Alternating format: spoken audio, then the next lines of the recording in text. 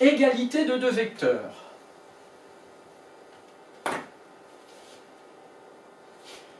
Alors, quand est-ce que deux vecteurs vont être égaux? Définition au pluriel. Première définition. Dire que le vecteur AB égale le vecteur CD signifie que D est l'image de C par la transformation qui A associe B. Ça veut dire que, c'est ce qu'on a vu au début dans la définition. On a un point A qui est transformé en B avec un certain vecteur AB. Et ça signifie que D est l'image, donc on fait marche arrière, est l'image de C par cette même translation. Donc ça veut dire que ça va être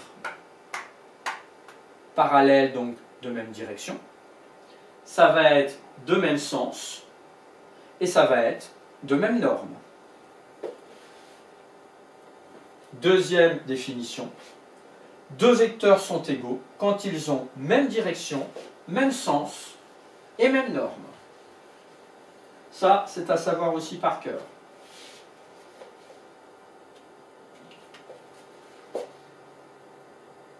Propriété admise. Oui, on gagne un peu de temps, on va faire nettement moins de démonstrations. Vecteur AB égale vecteur CD, si et seulement si le quadrilatère ABCD est un parallélogramme. Vous faites n'importe quel parallélogramme. A, B, C, D. Peu importe dans quel sens on tourne, je te rappelle. À ce moment-là, je me suis trompé. Voilà, j'ai voulu aller trop vite. A, B, D, C. Là, on voit bien que vecteur AB, à ce moment-là, sera égal au vecteur CD. Donc attention, j'ai mis la lettre en rouge, justement exprès, vous voyez, j'y pensais. Il ne faut pas se tromper dans l'ordre. Attention à l'ordre des points. Là, c'est dans l'ordre, c'est écrit A, B, C, D, mais ce n'est pas à cet ordre-là. Là, il faut inhiber l'automatisme. C'est A, B, D, C.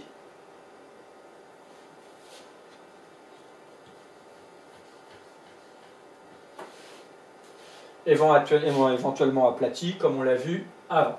Ça, c'est important.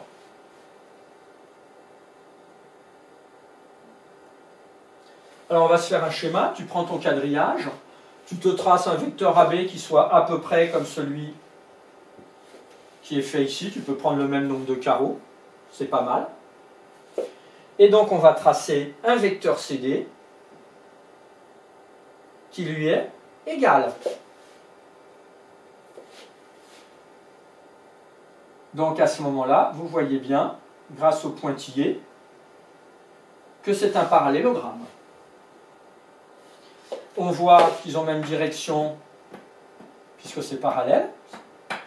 Même sens, tous les deux, ils vont dans ce sens-ci. Il n'y en a pas un qui va par là et l'autre par ici. Et ils ont même longueur, ils ont même norme, donc ils sont bien égaux.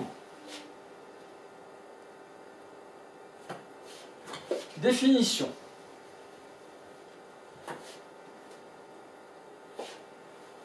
Si on va se prendre trois vecteurs égaux, vecteur AB égale vecteur CD égale vecteur EF. Alors on peut dire que ces trois vecteurs sont les représentants d'un même vecteur,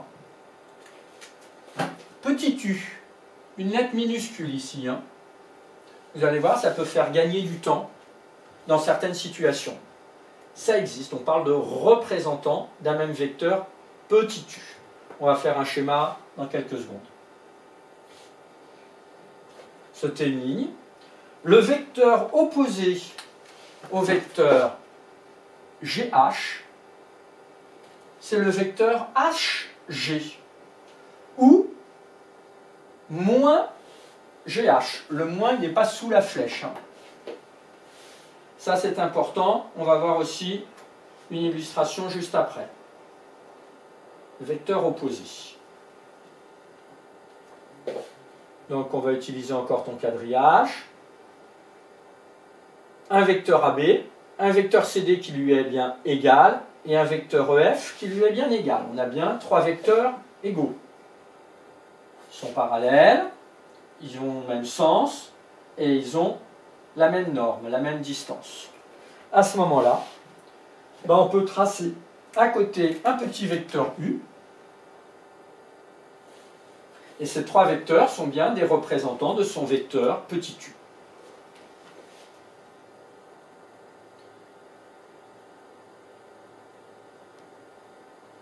Ensuite, on va tracer un vecteur GH.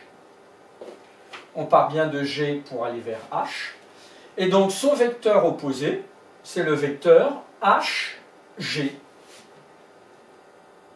Donc on va le mettre tout contre, en vert, ou dans une autre couleur. Normalement, ils devraient être l'un sur l'autre. Mais là, on ne peut pas les mettre l'un sur l'autre, sinon on ne verrait rien. Donc en fait, quelle est la seule différence entre deux vecteurs opposés? Ils sont tous les deux parallèles, donc ils ont même direction. Est-ce qu'ils ont même longueur? Oui, donc ils ont même norme. La seule différence, c'est que l'un va avoir un sens et l'autre sens. Là, on va de G vers H, et là, on va de H vers G.